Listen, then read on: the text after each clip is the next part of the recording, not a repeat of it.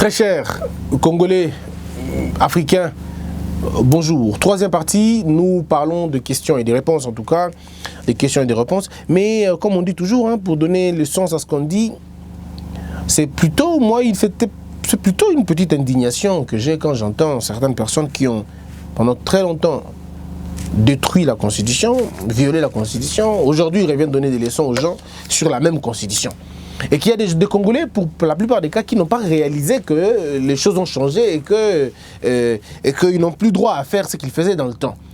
Mais je crois qu'avec le temps, ils finissent par comprendre que, bon, écoutez, les choses vraiment ont changé.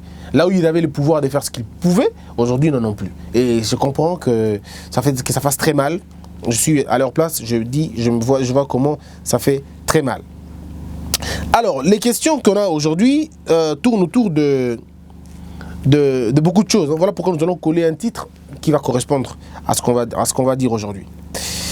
Monsieur Christian, je vous informe, il s'appelle Mika. Je vous informe qu'il y a un lot de 4000 armes qui ont quitté Kingakati vers le site Kivu. Félix est-il au courant de ce mouvement silencieux? Je suis un ancien militaire exilé. Bon, là vous m'informez moi aussi. Hein. Vous m'informez moi aussi, je ne suis pas au courant et peut-être que eux sont au courant, mais quant à moi, je ne suis pas au courant. Si vous permettez, on va vérifier. Nous allons vérifier la nature de la question. Parce que Olivier est tombé, parce que tout le monde n'a pas YouTube. Pourquoi tu n'organises pas des conférences pour instruire plusieurs? C'est ce qu'on est en train de dire, c'est ce qu'on est en train de faire. Donc, nous organisons déjà des conférences depuis un bon bout de temps. Mais voilà, on essaie d'organiser des conférences. Serge Ilunga, pourriez-vous nous expliquer en termes clairs qu'est-ce qu'un état de droit? Un état de droit, c'est un état où la puissance publique est soumise à la norme, au droit. C'est lorsque le droit a prééminence sur le pouvoir public. C'est là où les lois sont respectées, pas les forces ou les humeurs des hommes. Un état de droit, c'est un état de justice. C'est un état d'équilibre social. C'est un état où l'on retrouve les magistrats et les juges tout autonomes que ça. Où nous avons une administration publique qui est autonome, qui n'est pas politisée. Où nous trouvons la politique qui est soumise à la loi. Donc, si vous voulez vraiment en termes clairs, et sans aller dans la philosophie, parce que c'est une très grande notion qui a été défendue par beaucoup plus d'auteurs. Je pourrais parler encore de certains dont je trouvais la pertinence vraiment assez développée. Nous avons Michel Verpeau qui parle de l'état des droits de façon très distincte. Nous avons aussi Émile Zola qui parle aussi de ça. Émile Zola est un Africain qui parle de ça. Je me rappelle encore d'un extrait important. J'accuse. J'accuse, c'était un texte très important qui parle un peu de l'état des droits. Vous avez Léon Dugut, il parle de cela. Nous avons aussi Olivier Duhamel. Ce sont des gens qui essaient de parler de cette question d'état de droit vraiment en profondeur. Mais la base, le socle, c'est que la puissance publique est soumise à la loi, à la norme et aux règles. Voilà. En d'autres termes, hein, c'est ça, je vais dire en termes clairs. Julien Chili, Christian, si ce n'est pas Kabila qui dirige, pourquoi jusqu'alors Nanga n'est pas toujours inquiété sur tout ce qu'il a sémé comme désordre et frustration au Congo? Oui, mais je ne comprends pas, mon frère. Je ne comprends pas. Que voulez-vous à la fin? Parce que déjà, on a suspendu comment on appelle l'élection sénatoriale, disons l'installation du Sénat, pas d'abord l'élection, mais on a reporté l'élection de gouverneur.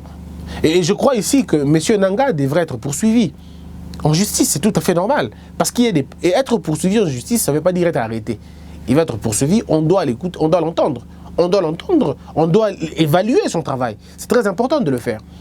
Donc je crois qu'il faut voir, dans une affaire judiciaire, surtout dans une vie, je veux dire, judiciaire, il y a ce qu'on appelle l'opportunité de poursuite. Il faut voir l'opportunité maintenant. Est-ce que le processus est arrivé à la fin? Il faut, à mon avis, que le processus arrive à son terme et puis qu'on puisse évaluer convenablement. Mais même alors, on peut même évaluer pour la présidence et les législatives. Je suis d'accord. On peut l'évaluer en fonction de ça. On peut évaluer la présidence, les législatives et les provinciales. On peut. Et sur base de ça, s'il y a eu beaucoup de tricheries, eh bien, on peut l'arrêter, on peut l'inquiéter. Mais ça, ce n'est pas le problème de Kabila, malheureusement. Ce n'est pas son problème. Mais maintenant, M. Nanga ne doit plus rien à Kabila. M. Nanga dépend maintenant de Félix Tshisekedi comme président. D'accord? Je ne dis pas qu'il est dirigé par Kabila, par Félix, non. Je dis que son institution est maintenant dans la gouvernance de Félix. Ce n'est pas dans la gouvernance de Kabila. Donc, si vous devez demander des comptes, ce n'est pas à Kabila, c'est maintenant à Félix Tshisekedi. Posez la question à M. Félix, pourquoi vous ne vous intéressez pas sur la question de M. Nanga? Mais tout en comprenant que M. Félix n'est pas le procureur général de la République. Tout en comprenant que le parquet est autonome, le parquet est indépendant. Le parquet est mis en mouvement par beaucoup de mouvements. D'accord? Mais ce n'est vraiment pas une affaire personnelle du président de la République. C'est une affaire de justice. Il faut que la loi, que le parquet se saisisse de l'affaire. Mais est-ce que le président peut influencer? Oui. Le président peut demander au procureur général de poursuivre quelqu'un s'il estime qu'il y a des faits graves. C'est normal. Donc, je crois que la question est beaucoup plus à ce niveau-là. Ezozo Willy, qui est actuellement le numéro 1 du PPRD, est-ce Kabila ou Shadari? Et comme la CENI est indépendante, que dit réellement la loi pour condamner le président de la CENI en cas de violation flagrante de la loi? Si, je crois l'article 82 de la loi électorale, je peux me tromper de l'article, mais je crois que la loi électorale pose des problèmes, d'accord? Pose une problématique qu'il faut gérer. Mais si le président de la CENI va à l'encontre de la loi, mais il n'est pas supra, il sera arrêté. Je vous donnerai les dispositions quand ça va venir. Mais là, maintenant, présentement, je n'en ai pas. Mais je vous donnerai quand je fouillerai, j'essaierai un peu de fouiller là-bas. Le numéro 1 du PPRD, selon le statut du PPRD, c'est Emmanuel Ramazani Shadari qui est le secrétaire permanent. Au PPRD, il n'y a pas de président. Il y a un secrétaire permanent, sauf s'il change hier ou demain. Mais en tout cas, au moment où je vous parle, le PPRD a un secrétaire je crois permanent. Et c'est M. Shadari. M. Kabila est l'autorité morale, ce qui est une conception qui n'existe pas. Une conception qui existe seulement au Congo et en Afrique et très souvent dans les pays dictatoriaux, on va dire ça comme ça, à tendance dictatoriale, où on impose une pensée unique. Il n'y a pas d'autorité morale dans un parti politique parce que dans notre arsenal juridique, il n'y a pas d'autorité morale. Il n'y a pas d'organigramme où on dit autorité morale, il n'y en a pas. Donc le parti maintenant est dirigé par, juridiquement par M. Shadari, mais politiquement par M. Kabila. Je crois, si je peux me faire comprendre comme ça. Joël Manzolo, quelle est la différence entre le président de la République et la présidence de la République? Le président de la République, c'est l'institution. La présidence de la République, c'est la fonction. En des termes très simples et pour ne pas aller loin. Le président de la République, c'est une institution.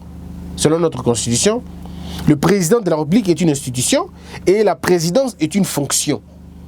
Celle qui est, ou celui qui est supérieur, c'est l'institution président. C'est celle qui est supérieure à la présidence, le président. Mais il y a une sorte de concomitance, hein, ou une sorte de... Ils trouvent leur mêlée ensemble parce que le président, l'institution président, sa fonction, c'est la présidence.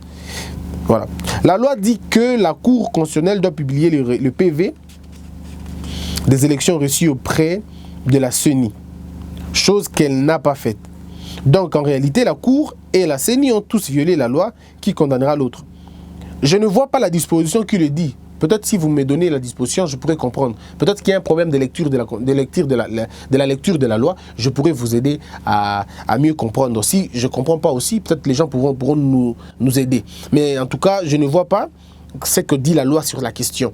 Mais si la CENI viole la loi, eh bien la CENI est rédevable devant la loi. Si la Cour, par contre, viole la loi, la Cour a des dispositions où on peut revenir dans cette loi, devant la Cour elle-même, mais dans une composition différente. Il faut qu'il y ait une autre composition pour revoir ce qu'une autre composition avait eu à faire. Mais la Cour ne peut pas se dédire.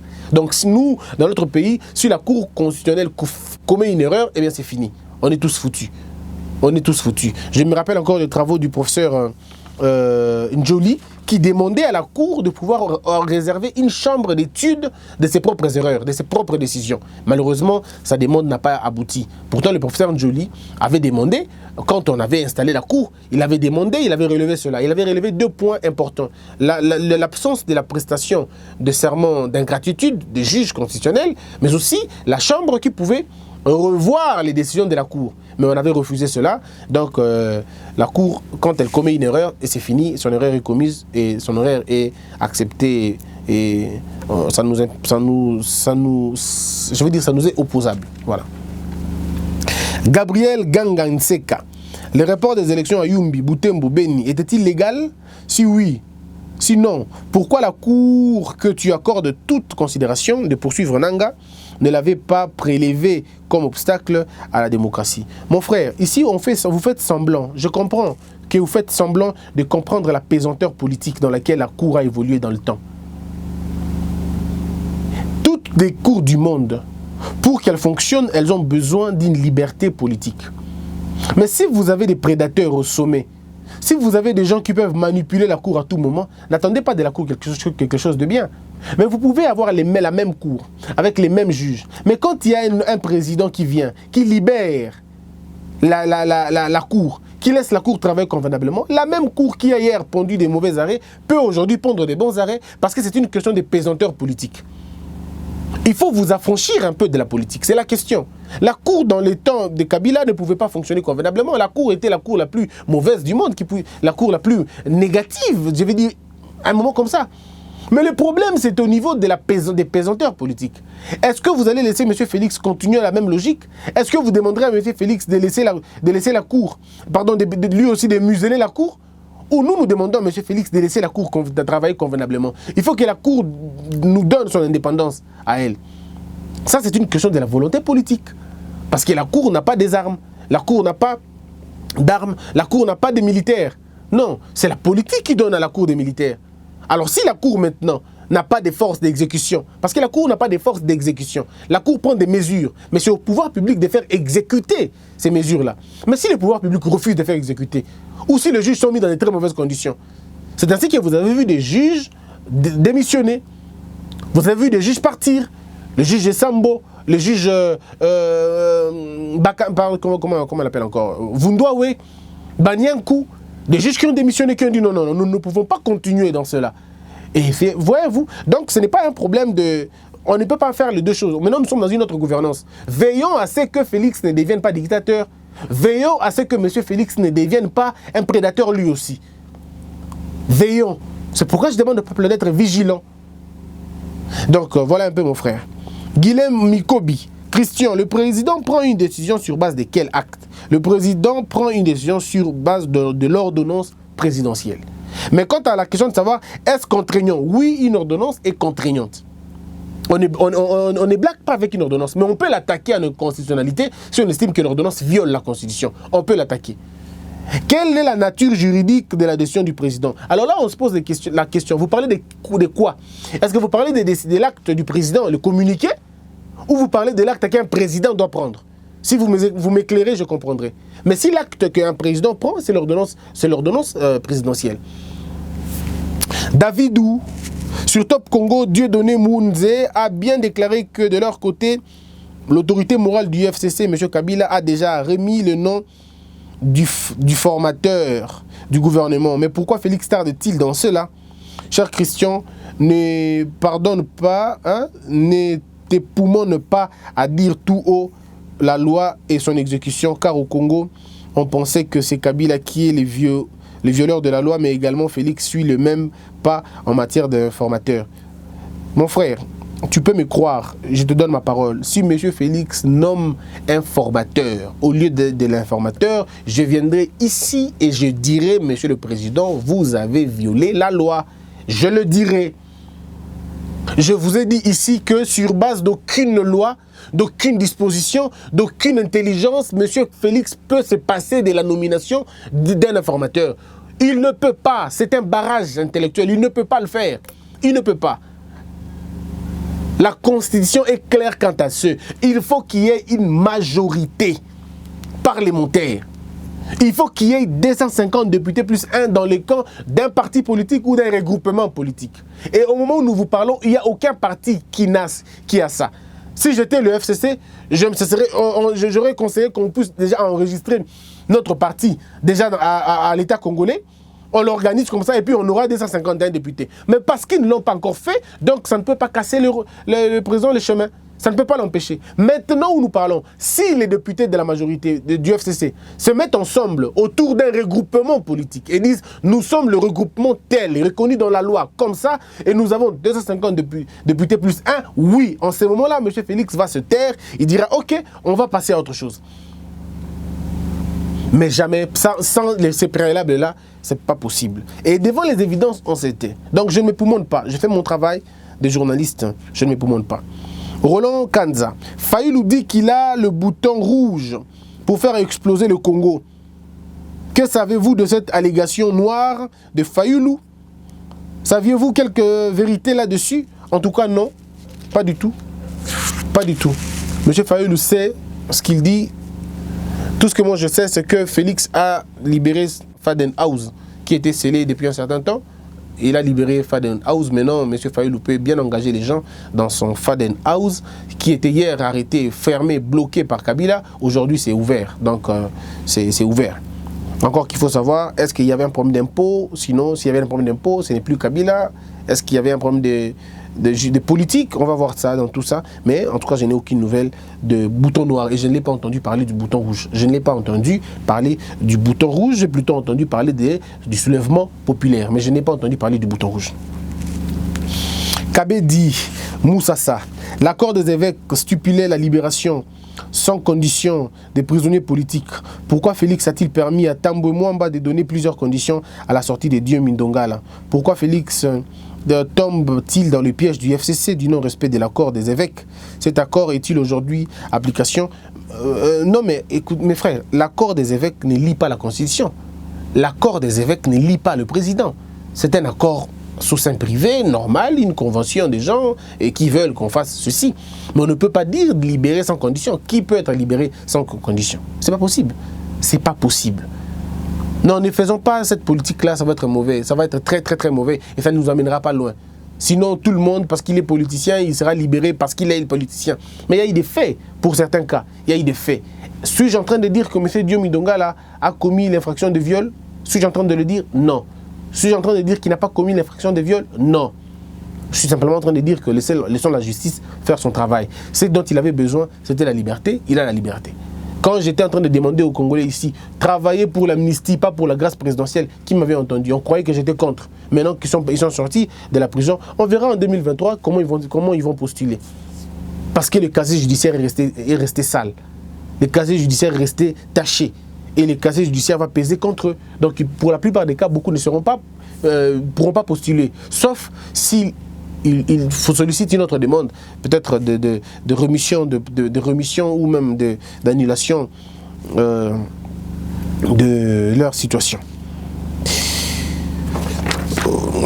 Alors, Wolf Kola, Monsieur Christian, nous voulons voir Homo Fortis.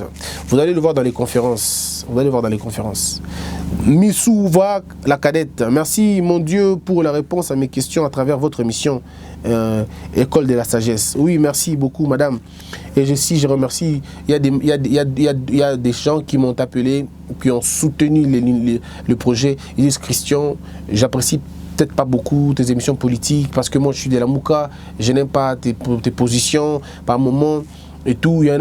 Mais moi en tout cas, c'est École de la Sagesse que j'aime, que je suivrai toujours et je suis prêt à aider l'École de la Sagesse. Je vous dis merci beaucoup.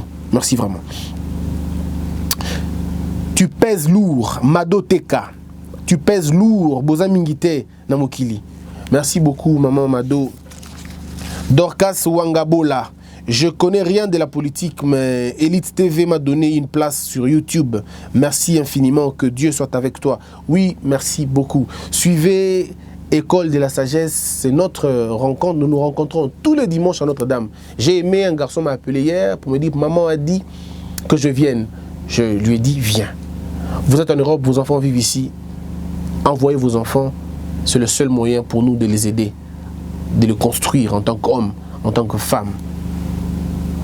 De leur dire que la vie ne se règle pas qu'à l'église. La vie se règle au travail et à la crainte de Dieu. Philippe Bosaka. Je ne savais rien jusque-là que toute ma vie, je me sacrifiais pour mon corps et non pour mon esprit. Tu m'as révélé les sources de mon malheur. Christian, merci beaucoup. Merci beaucoup, Papa Philippe. Papa Philippe, à tout moment que nous donnons beaucoup de crédit à notre corps, nous prenons quelque chose dans notre esprit et nous l'appauvrissons. Vous avez des gens qui sont très riches encore, dans le corps, pardon, mais pauvres en esprit. Or, en réalité, dans l'homme, c'est son esprit. Daniel Omanga. Ce monsieur a été initié à la philosophie. Il est vraiment réaliste comme Paul Sartre. Il a un esprit avancé. Il croit à un système qu'on doit établir au Congo pour changer la nation. Bravo Christian. Oui, merci beaucoup de m'avoir compris, monsieur Omanga. C'est pourquoi quand les gens disent que Christian, madame Mouta Félix, je ris. J'en ris un peu, je dis mais vous n'avez pas compris. Le système qu'il faut bâtir n'est pas le système de Félix. Le système politique qu'il faut bâtir au Congo est un système à venir. Mais pour l'instant, nous ne perdons rien en aidant Félix à réussir. Nous ne perdons rien. C'est pourquoi l'autre fois, quand j'avais demandé à M. Fayoulou de revenir au pays, de composer une opposition politique, une vraie opposition institutionnelle, les gens m'ont pris pour un fou. J'ai dit ça. J'ai dit, venez, M. Félix, M. Martin, vous avez toutes les chances du monde d'incarner la vraie opposition. Nous en avons besoin. Nous en avons besoin. Vous savez, hein, si Félix vient au Congo, pardon, Martin revient au Congo, Bemba revient au Congo, Katumbi revient au Congo, je parle de ces trois personnes-là. Si ces trois personnes reviennent au Congo et ils arrivent à taire leurs divergences, ils se mettent ensemble, Félix, Katumbi, Bemba, vous voyez, et qui d'autre? Fayoulou, le 4, ils se mettent ensemble seulement. Ils disent, bon, on ne veut pas se battre, mais mettons-nous ensemble, combattons le système du FCC. Dans une année, on ne parlera plus du FCC. Dans une année, on ne parlera plus du FCC. Mais le jeu du FCC, c'est quoi? Le jeu du FCC, c'est de tout faire. Alors, tout faire pour éloigner Félix de Fayoulou, pour éloigner Félix de Bemba, pour éloigner Félix de Katumbi. Et ils sont prêts à mettre tout pour le mettre toujours en discorde, pour le mettre toujours en contradiction, afin qu'ils ne s'entendent pas. Parce qu'ils savent que s'ils s'entendent, ils deviennent une force redoutable. Et c'est eux qui auront des problèmes. Alors nous allons laisser les gens comme ça? Non. Donc voyez avec nous que nous avons tout intérêt de travailler pour mettre ces gens-là ensemble, qu'ils arrivent simplement à composer, à conjuguer ensemble, à taire leurs divergences, à regarder dans la bonne direction, à dire, bon, maintenant il est temps de mettre à côté ceux qui ont géré pendant 18 ans. Et vous allez voir comment ça va se passer. Et c'est le système politique que je rêve. Donc voyez un peu, mon papa Omanga, vous avez compris ma pensée et j'en suis fier. Rolumis du Zaïre. Tu es très moral et éduqué, mais je doute de te dire quand j'ai compris que tu es tshisekédiste de sang. Car Félix est un immoral et voleur de pouvoir, mais tu le soutiens quand même malgré ton intelligence, ta morale et ton éducation. Bon, monsieur Romulus, merci beaucoup d'abord pour vos allégations. Mais vous savez, de par mon éducation, je ne peux pas étiqueter quelqu'un que je ne connais pas. Si dans mes dires, dans ma manière de faire et de me présenter mes émissions, vous sentez ou vous pensez que je soutiens la personne de Félix, alors je suis très désolé parce que je ne saurais pas revenir encore en arrière pour vous expliquer davantage. Mais si vous pensez qu'au-delà de ce que je dis, je protège ce qui est acquis et nous pouvons aller de l'avant sans regarder dans nos divergences, je serai très content. Mais c'est déjà une très bonne chose que vous puissiez suivre mon émission. Suivez-moi davantage, vous comprendrez que je ne suis ni pour ni contre, que j'essaie de rester dans la logique des choses et que j'essaie de nous éviter de perdre le temps dans des conflits inutiles. Parce que si tu gardes ta position, moi je garde la mienne, on n'avancera pas. On n'avancera pas. On n'avancera pas parce que déjà à te lire, on sent que tu as déjà une position. Toi, tu as déjà pris une position. Voilà comment tu as arrêté de me regarder comme un homme, mais tu me regardes maintenant comme un tshisékédiste. Et ça fausse toute la logique. Et c'est là le mal du Congolais. Nous n'arrivons pas à nous regarder comme des citoyens, mais nous regardons dans nos appartenances. Et c'est ce qui bloque tout. Vous savez, quand je cesse de te regarder comme un humain, Je cesse de te regarder comme un intellectuel. Je commence à te regarder à travers ton parti politique ou à travers ton appartenance tribale ou ethnique. Je fausse tous les raisonnements. Je fausse tous les raisonnements. Et du coup, on ne peut pas s'en sortir. Parce que nous arrêtons de nous regarder dans le vrai. Moi, je te demande simplement de regarder moi comme ces scientifiques, comme ces Congolais qui réfléchissent, mais ne me regarde pas comme quelqu'un qui soit de l'UDPS ou qui soit de la Mouka. Donc, voilà un peu mon frère Romulus du Zaïre. Si j'ai été lent aujourd'hui, excusez-moi. Si j'ai été rapide, excusez-moi. Je suis en train de faire un effort. Yagoloba, merci. Alors, Bandeko, merci beaucoup. Continuez à nous suivre, hein. Continuez à nous suivre, continuez à poser des questions, on va les répondre. Si vous êtes d'accord avec ce qu'on fait, écrivez-nous. Si vous n'êtes pas d'accord, dites-nous aussi, Christian, voilà où il faut changer, Yango, parce que vous savez, Yango. Merci, on se retrouve très prochainement. Que la peur quitte nos esprits et que Dieu bénisse la RDC.